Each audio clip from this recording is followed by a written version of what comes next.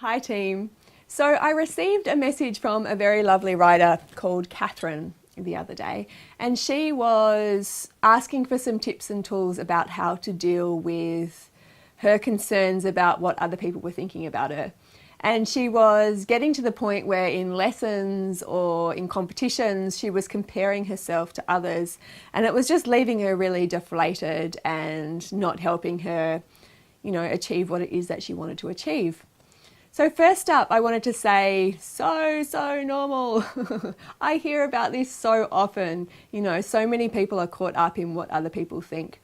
And there is a lot that I can say on this subject. I've written many modules and tutorials in Joyride that deal with this exact thing. But perhaps one of the most important principles that I can share with you is the pleasure-pain principle. And really that is what is dictating your responses and behaviours in this situation. So the pleasure-pain principle tells us that we will do much more to avoid pain than we will to gain pleasure, which is a little bit sad really. And when I'm talking about pain, I'm more talking about emotional pain as well as physical pain. So that could be frustration or anger or disappointment or sadness. We will rank these differently depending on our past experience and conditioning. But if you're thinking that you're going to put yourself in a situation where potentially one of those things could come to the fore, then it makes sense that we would do whatever we can to avoid it. So positive situations that we could move towards could be, connection, excitement, fun, love, progress.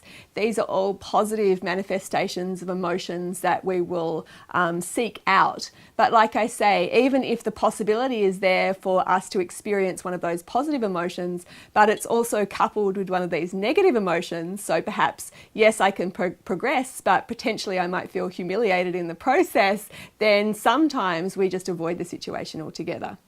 So in order to flip that and turn it around on its head, what you need to ask yourself is, what is it going to cost me if I don't follow through? So instead of projecting yourself forward and imagining, a series of people watching you and possibly what it is that they're thinking, I want you to think about yourself and think, well, if I don't do this, if I stop myself going to X, Y, or Z based on what other people are thinking, what is that going to cost me? So some examples of that could be, it's going to cost me the connection with my horse, developing that connection to a far greater level. It's going to cost me the opportunity to work with a really great instructor.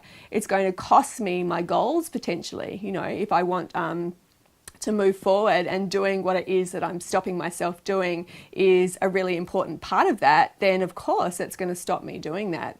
So you can see that you want to load up what essentially are positives, but frame them in this way so that they become, well, if I don't do that, that is the pain that this is going to cause. And that allows us to kind of flip that 180 and really sort of weight the cost of it to our advantage. So the pleasure-pain principle, this is what you want to do. In summary, you just want to ask yourself, well, by not going to my lesson, by worrying about what other people are thinking, by not going out on the trail, by not going to the competition, what is that costing me? And really load it emotionally, because we want this to be as supercharged as possible. And what you're left with is a list of reasons for you to follow through. So that would be the very first thing that I would recommend getting started with. The second thing is to realise that in every moment where we are free to make a choice, and essentially that is all the time, we can choose to make a choice based on fear, or we can choose to make a choice based on what we know is our truth. And I know that might sound a little bit woo-woo, but your truth might be that you have a series of goals that you want to achieve with your horse. And I'm not referring to anything competitive. This can be whatever moves you, and that is your truth. And so any actions you take that align you with that will move you towards actualizing that truth or to living that truth.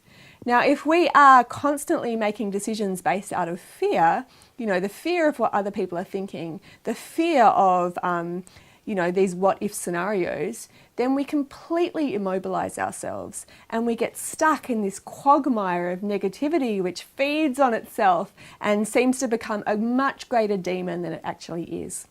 So realize your point of power in each moment.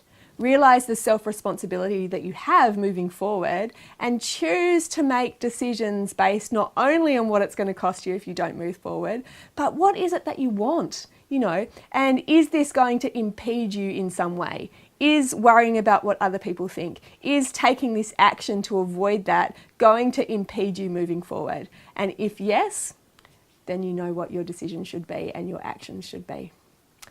I hope that helped. If you want to dive into, mental skills coaching, mindset coaching, releasing your inner superhero in the saddle, come and join me for Joyride. Best group of riders on the internet, if I do say so myself. You can check out all the details at www.confidentrider.club, and I would love to be part of your A team, really getting out there and helping you make it happen. Have a great day, and I'll talk to you soon.